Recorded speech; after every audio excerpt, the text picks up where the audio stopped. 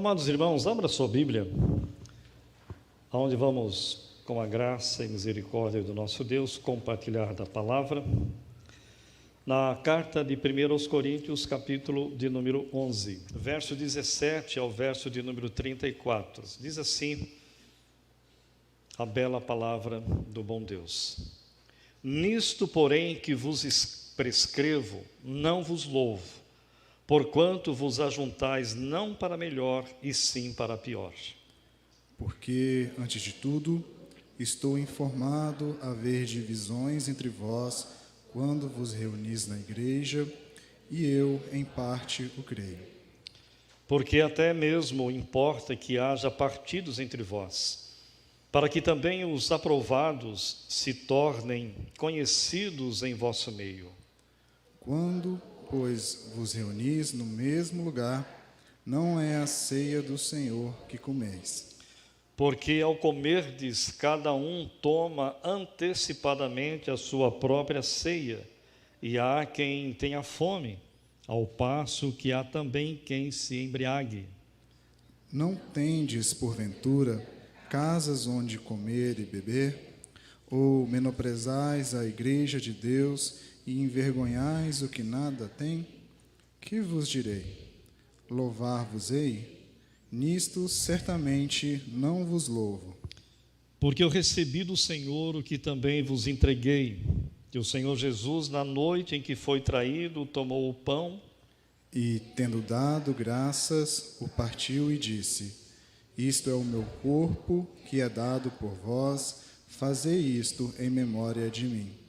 por semelhante modo, depois de haver ceado, tomou também o cálice, dizendo: Este cálice é a nova aliança no meu sangue. Fazei isto todas as vezes que o beberdes em memória de mim. Porque todas as vezes que comerdes este pão e beberdes o cálice, anunciais a morte do Senhor, até que ele venha. Por isso, aquele que comer o pão ou beber o cálice do Senhor indignamente será réu do corpo e do sangue do Senhor. Examine-se, pois, o homem a si mesmo, e assim coma do pão e beba do cálice. Pois quem come e bebe sem discernir o corpo, come e bebe juízo para si. Eis a razão porque há entre vós muitos fracos e doentes, e não poucos que dormem. Porque se nos julgássemos a nós mesmos, não seríamos julgados. Mas, quando julgados, somos disciplinados pelo Senhor, para não sermos condenados com o mundo. Assim, pois, irmãos meus, quando vos reunis para comer, esperai uns pelos outros. Se alguém tem fome, coma em casa, a fim de não vos reunirdes para juízo. Quanto às demais coisas, eu as ordenei quando for ter convosco. Amém. Obrigado, presbítero. Vamos orar, amados. Pai bendito, mais uma vez nós nos colocamos humildemente diante do Senhor. O Senhor está aqui e somos tão pequenos, tão falhos, tão necessitados da Tua graça, da Tua misericórdia e da iluminação do Teu Espírito Santo, para que esta palavra possa falar a nossa vida, que possamos compreendê-la, que possamos entendê-la, que o Teu Espírito Santo possa fazer isso na nossa vida, para que nós possamos ser crentes mais maduros, crentes mais mansos, crentes mais fervorosos ao Senhor e para com o Senhor, crentes que ore mais, que louva mais, crentes que sejam mais alegres, como diz a Tua palavra, que a alegria do Senhor é a nossa força. Pai bendito, louvamos e glorificamos o Teu nome, em nome de Jesus. Amém. Amados, esse é um texto bem conhecido, quando se fala a respeito da ceia do Senhor, né? Eu quero exatamente pensar um pouquinho com os irmãos, os poucos minutos que nós temos ali, a respeito dos problemas com respeito à ceia do Senhor, queridos. Você sabe que a igreja corintiana não é a igreja de São Paulo, os corintianos, não tem nada a ver, viu? A cidade, os irmãos que moravam em Corinto, né? E era uma igreja, eu já ouvi alguns colegas pastores dizerem, e eu faço coro com eles, que essa seria a última igreja que, se existisse ou exista, que a gente venha pastoreá-la, né? Porque a igreja difícil foi essa igreja dos Coríntios, meu irmão, né? Agora, o triste é que a gente às vezes vê algumas igrejas assim, né? Algumas igrejas com muitos problemas. Toda igreja tem problema, viu, irmãos? Toda igreja tem problema, né? Se você que é aqui membro dessa igreja, se um dia você resolver sair da igreja, porque aqui tem muito problema, ou tem alguns problemas, e que o seu pastor não é aquilo que você imaginava, meu amado irmão, minha amada irmã, não faça isso, não vá para outra igreja. Não faça isso. Porque no momento que você entrar naquela outra igreja, ela vai ter mais problema. Porque se você saiu daqui com um problema no coração e está levando isso para outra igreja, sem resolver o que está no coração. É o que estava acontecendo com a igreja aqui dos Coríntios. Se você ler o primeiro capítulo 1, capítulo 2, 3 e 4 de 1 Coríntios, Paulo vai falar muito sobre essa questão. Amados, problemas com respeito à ceia do Senhor é algo muito sério. A primeira lição que eu quero transmitir para nós e compartilhar com a igreja é que as repreensões do apóstolo Paulo, ele dá muita repreensão aqui, nesse momento, em relação à ceia do Senhor. Então, a primeira lição que eu quero trazer aqui para nós é que Paulo ele repreende a igreja com respeito à ceia. O apóstolo Paulo, ele acabara de fazer, sabe o quê? Um elogio para a igreja. Se você ler aí o versículo de número 17, olha lá, interessante, né? Nisto, porém, que vos prescrevo, não vos louvo, porque vos ajuntais, não para melhor, e sim para pior. Mas se você for ler os versos anteriores, Paulo vai dizer o seguinte, lá no versículo 2 do capítulo 11, é só você virar a página aí da sua Bíblia. Capítulo 11, verso 2. De fato, eu vos louvo, porque em tudo vos lembrais de mim, e retendes as tradições assim como vô-las entreguei. E aí ele vai discorrendo mais alguns assuntos, você lendo todo o parágrafo, aí você vai perceber isso. E agora aqui ele vai dizer assim, olha, eu não vou, a palavra louvar aqui é elogiar, viu, queridos? É elogiar, tá bom? Eu não vou elogiar vocês no que está acontecendo, não posso elogiar vocês, né? Ele traz aqui uma exortação que ele diz assim, nisto, porém, que vos prescrevo, não vos louvo, porquanto vos ajuntais, não para melhor, e sim para pior. Imagine isso, queridos. Tenta imaginar você lá na igreja dos Coríntios, quando está celebrando a ceia. E Paulo dizer isso para essa igreja. Vocês, quando se ajuntam para adorar, para celebrar a ceia, a coisa está ficando pior. Eu não posso elogiar vocês. Talvez é aquilo que talvez alguns aqui já disseram. Eu vim para a igreja com o coração amargurado, eu vim com o coração triste, chateado e saí pior. Quem que é o culpado disso? É a igreja, é o pastor, é o presbítero, é o irmão que está do teu lado, é a irmã que está do teu lado, porque é assim que as pessoas dizem. Não, queridos, é o meu coração, é a minha vida que não está de acordo com como Deus pede, como as Escrituras nos ensinam. E é isso que Paulo aqui está dizendo para essa igreja. O que estava acontecendo, queridos? Mais uma vez, divisão na igreja de Corinto. As divisões da igreja haviam chegado a proporções, queridos, alarmantes. Se você ver lá na primeira carta aos Coríntios, capítulo 1, versículo 12, se você quiser acompanhar, fique à vontade, se não quiser, eu vou estar lendo e você pode confirmar aí. O capítulo 1, versículo 12, nós lemos assim: refiro-me ao fato de cada um de vós dizer, eu sou de Paulo, eu de Apolo, e eu de Cefas, e eu de Cristo. Então, a igreja que tinha, era uma igreja que estava dividida, subdividida em 4 igrejas dentro da igreja, né? E Paulo está aqui falando sobre essa questão que chegou num ponto muito alarmante, né? Além do culto à personalidade, queridos, em torno de alguns líderes, como diz o texto aqui, quais são as personalidades aqui? Paulo, Apolo, Pedro e Jesus. Não tem muita igreja hoje cultuando personalidades? Toma cuidado com isso. Mesmo sendo da igreja presbiteriana do Brasil, toma cuidado. São homens, como Paulo vai dizer depois nessa primeira carta. Quem é Apolo? Quem é Paulo? Somos apenas servos. Ponto.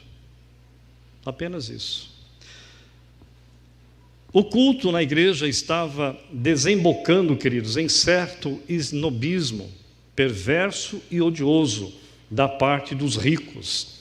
Eles estavam desprezando os pobres, isto é, porque ao comerdes, cada um toma antecipadamente a sua própria ceia, e há quem tenha fome, ao passo que há também quem se embriague. Interessante, queridos, coisa estranha isso. Você já leu sobre isso? Você já ouviu sobre isso? Já, tenho certeza disso. A ceia, queridos, ela era precedida pela festa do amor. A festa chamada ágape. A palavra ágape, você sabe muito bem o que significa. A palavra ágape significa o amor de Deus por nós por intermédio de Jesus Cristo. Significa o amor altruísta. Eu amo você sem querer nada em troca. É mais ou menos aquilo, mais ou menos o seguinte: você que é casado, você casou para você ser feliz, não é isso? Tem uns que fazem assim, ó.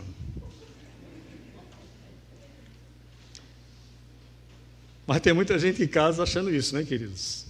Agora eu era triste, era só, né? Agora achei uma morena bonita, uma loira bonita, uma pessoa bonita, ou um rapaz, etc. Agora eu vou ser feliz. Tadinho dele. Tadinho dela, né, João? Queridos, o amor altruísta, eu casei com a Silvana, minha esposa, que está ali, né? Para fazê-la feliz. É diferente. É o que Deus faz isso conosco o tempo todo, amados. O amor ágape tem a ver com isso. É Deus enviando Jesus Cristo a este mundo, eu não merecendo, você não merecendo. João capítulo 3, verso 16, que é tão conhecido no meio da igreja, amados, de Cristo.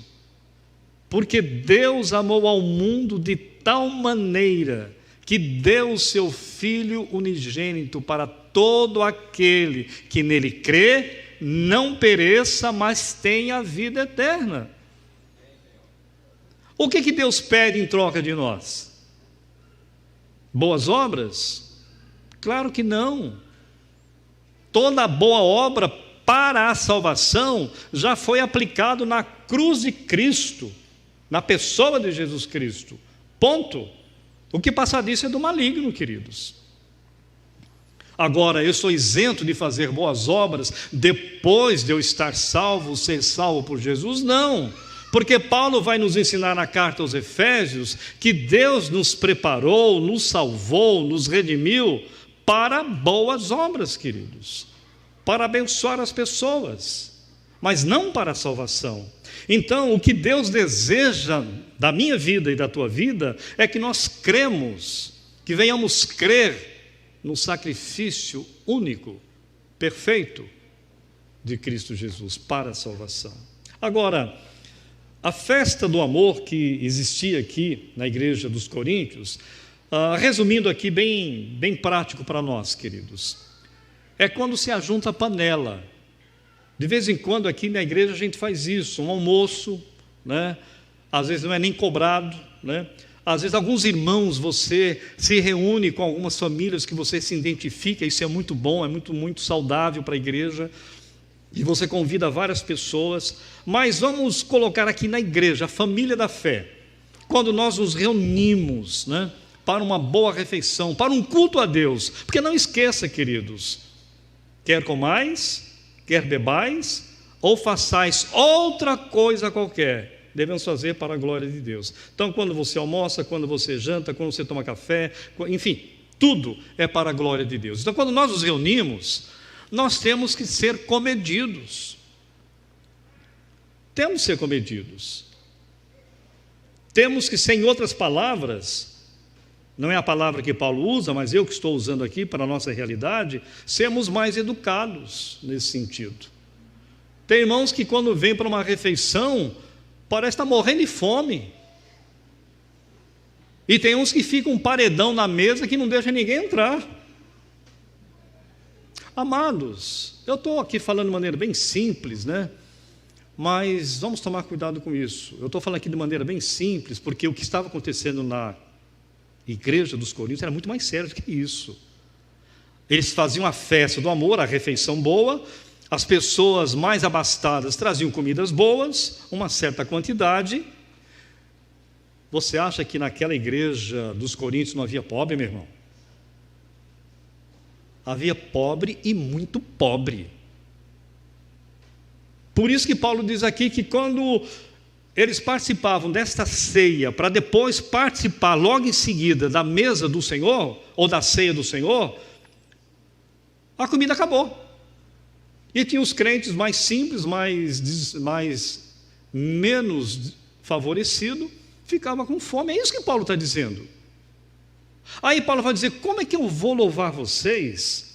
Como é que eu vou elogiar vocês nessa loucura que vocês estão cometendo? Isto não é a ceia do Senhor.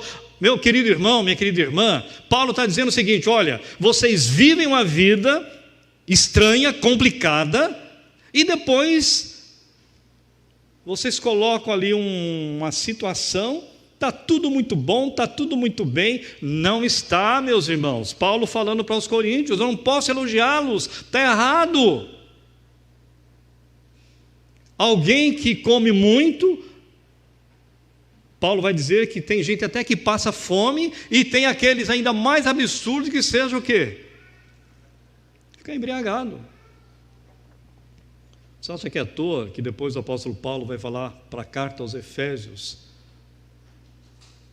não vos embriagueis com vinho, mas enchei-vos do Espírito Santo? Acho que é à toa que Paulo fala isso? Não, queridos, porque isso era algo real que estava acontecendo. Por que não se embriagar com vinho? Porque, ou cerveja hoje, né? Que hoje a cerveja é comum para a maioria das pessoas que se embriagam, né? Ou a 51, né? Conhecida como a pinga, como a cachaça, né? O álcool ele toma conta, queridos, da mente da pessoa. E aí a pessoa faz coisas absurdas, que depois, quando ela fica sóbria, ela não acredita das loucuras que ela cometeu muitas vezes. Então Paulo está dizendo: olha, toma cuidado com isso. Então ele está aqui corrigindo essa igreja. A festa do ágape, querido, era não apenas um tempo de comunhão, mas também, sobretudo, um ato de amor aos membros mais pobres da igreja. Era uma oportunidade para os cristãos ricos repartirem um pouco dos seus bens materiais com os pobres. Uma vez que todos traziam de casa alguma coisa para comer e faziam uma espécie de ajunta-prato, os pobres poderiam participar de uma boa refeição pelo menos uma vez na semana. Depois desse banquete, então eles celebravam a ceia. Isso aqui nós não estamos exagerando não, viu, meu amado irmão? Se você nunca leu a história da igreja, leia. Se você nunca leu o livro de Atos com óculos de Cristo, leia. E você vai perceber tudo isso que estamos comentando aqui.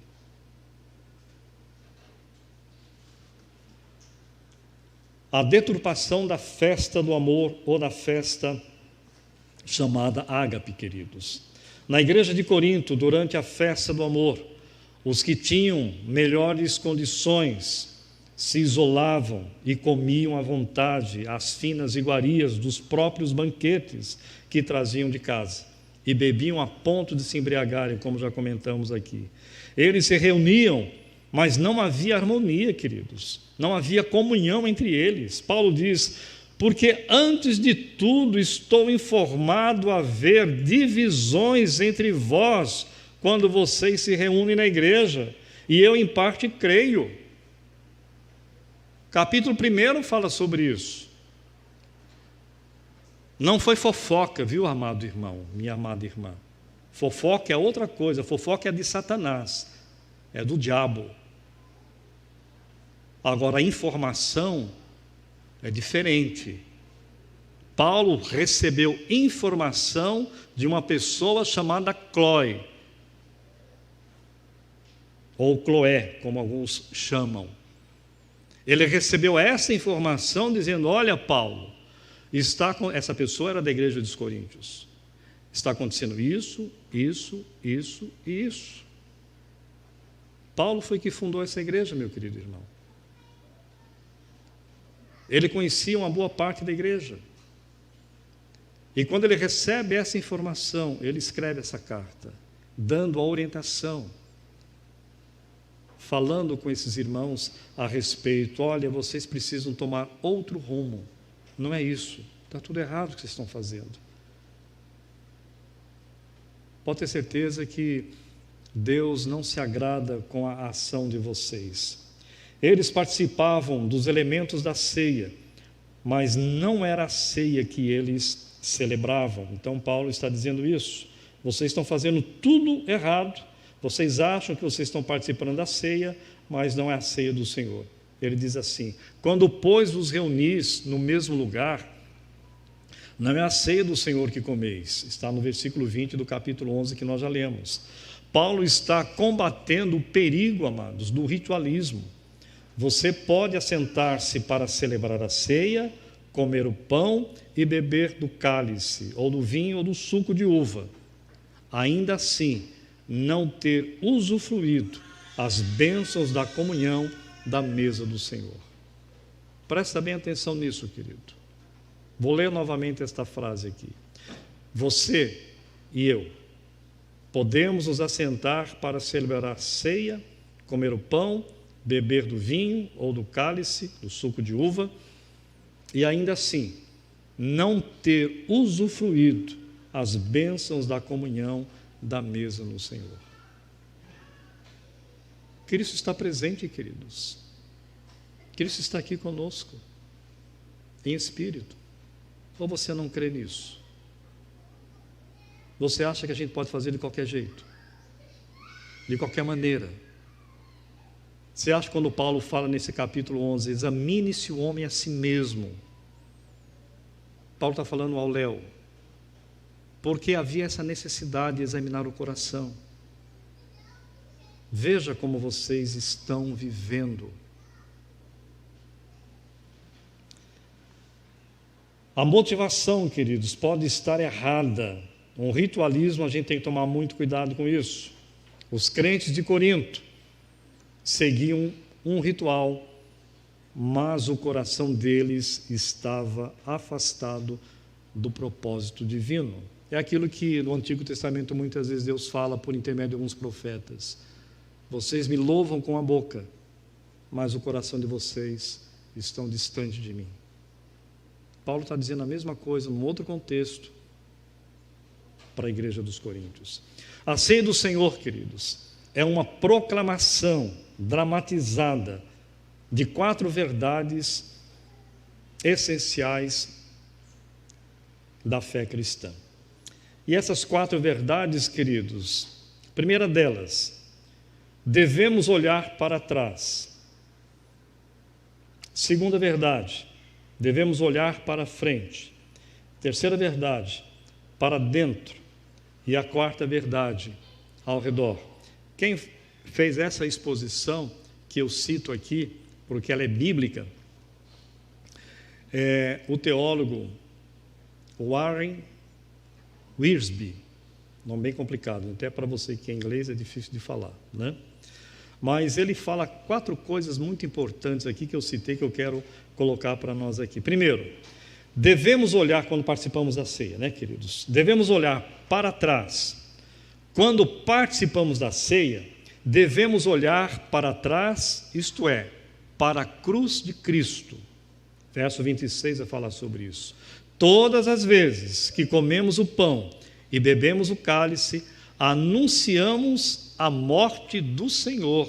Nunca esqueça isso. Por isso que quando você participa, quando a igreja participa da ceia, quer aqui nesta igreja, quer numa outra denominação genuinamente crente em Cristo Jesus, é a mesma coisa. Devemos tomar com muita seriedade essa questão. Quando Jesus pegou o pão e o partiu, ele disse: este pão é o meu corpo, que é partido por amor de vós. Tomai e comei, fazei isto em memória de mim. Olhar para o passado. Então, quando nós oramos aqui, quando nós participamos, quando você participa, quando lemos o texto bíblico, as músicas que cantamos aqui hoje, uma boa parte delas fala sobre isso. Olhando para a cruz de Cristo, pelo que Cristo já fez por nós. Jesus está ordenando, queridos, que a igreja se lembre não dos seus milagres, mas da sua morte. Devemos, amados irmãos, como diz a palavra de Deus, nós devemos olhar para trás e nos lembrar por que Cristo morreu, como Cristo morreu e por quem Cristo morreu. É isso que a Bíblia nos ensina. Segundo, devemos olhar para frente, queridos. Quando participamos da ceia, nós devemos olhar não somente para trás, mas também para frente. Paulo diz: porque todas as vezes que comerdes este pão e beberdes o cálice, anunciais a morte do Senhor até que Ele venha. Estamos olhando para frente, estamos crendo que Jesus Cristo voltará. Se vai ser essa noite, se vai ser de madrugada, se vai ser amanhã, se vai ser daqui a 10 anos, nós não sabemos, mas Ele virá quando eu participo da ceia. Por isso que Paulo fala isso, que todas as vezes que a igreja participa da ceia, está anunciando a morte de Cristo até que Ele volte segunda vez para buscar a sua igreja, para buscar você, para buscar a cada um de nós. A ceia, queridos, nos aponta para a segunda vinda de Cristo. A Eucaristia, como é chamado, aponta para a parousia. Parousia significa aqui a segunda vinda de Cristo. Há um clima, queridos, de expectativa em toda a celebração da ceia do Senhor.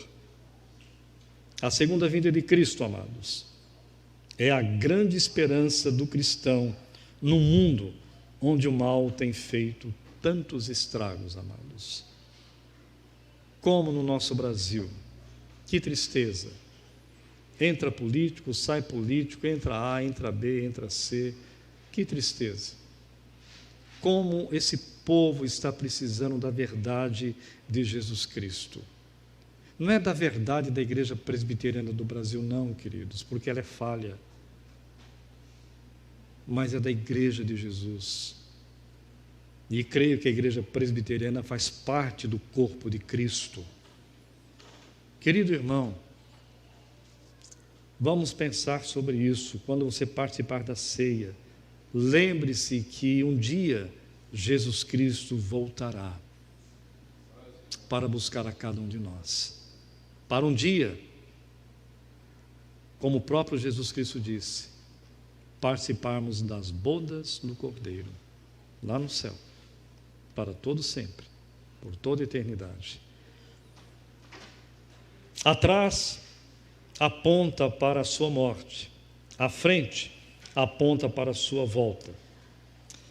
Devemos, queridos, olhar para dentro quando você celebra a ceia, não somente olhando para trás e para frente, mas também olhando para dentro. Dentro do que, queridos?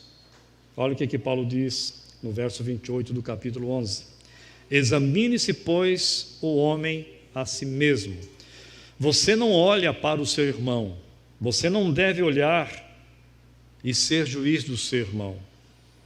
Você não deve olhar se o pastor está usando gravata e para alguns o pastor usando um colarinho clerical que talvez para você é estranho, está parecendo um padre, né? Está até com a coroa careca aqui, né? Tem nada a ver uma coisa com a outra. Não é isso que você tem que olhar. Não é isso. Não é olhar se o seu irmão está assim, está assado. Não é isso, meu querido irmão. Pelo menos não é isso que a Bíblia fala. É olhar para dentro do seu coração. Qual é a sua relação que você está tendo com Deus?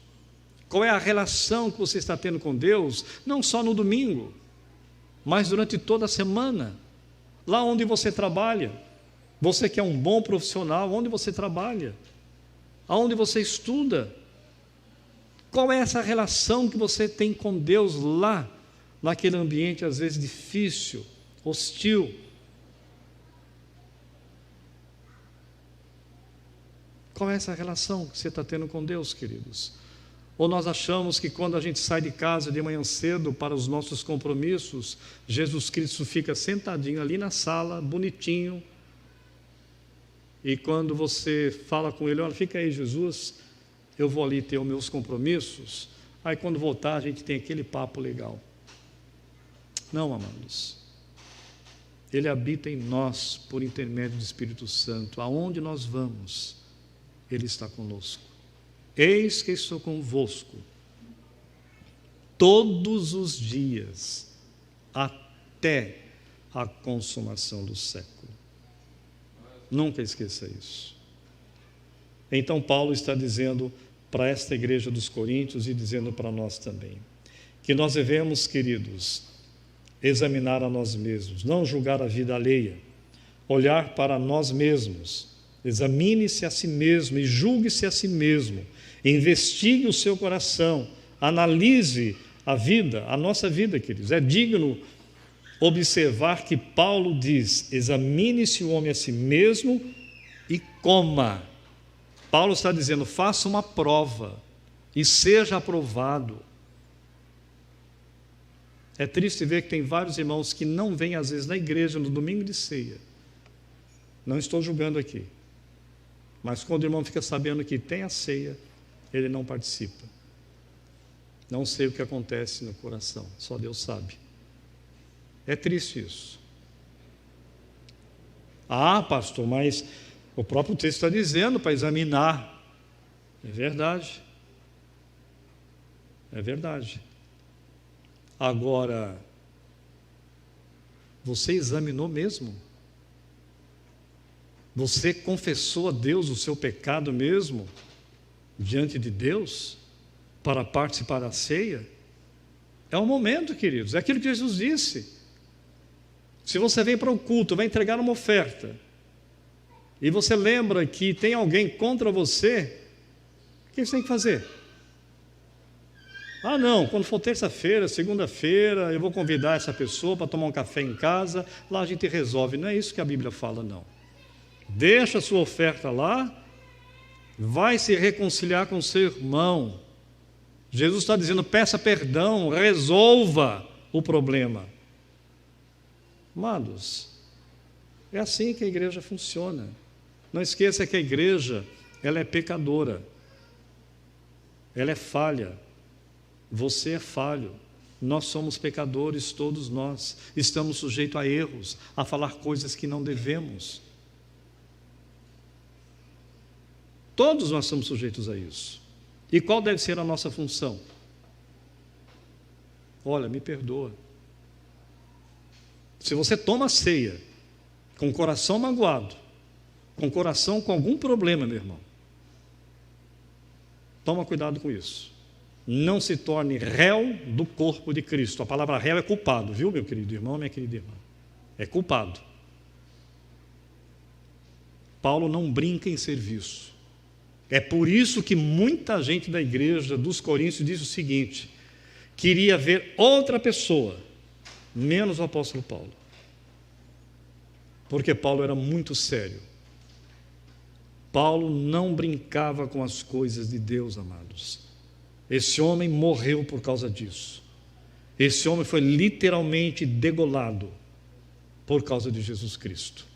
Ele foi até as últimas consequências, depois que o Espírito Santo trabalhou na sua vida e ele entendeu a riqueza da graça de Cristo na cruz do Calvário. Então, meu amado irmão, quando eu e você participarmos da mesa do Senhor, vamos participar com alegria, mas com seriedade, que a palavra de Deus nos ensina. Terminando aqui, queridos, o quarto, né? Devemos olhar ao redor.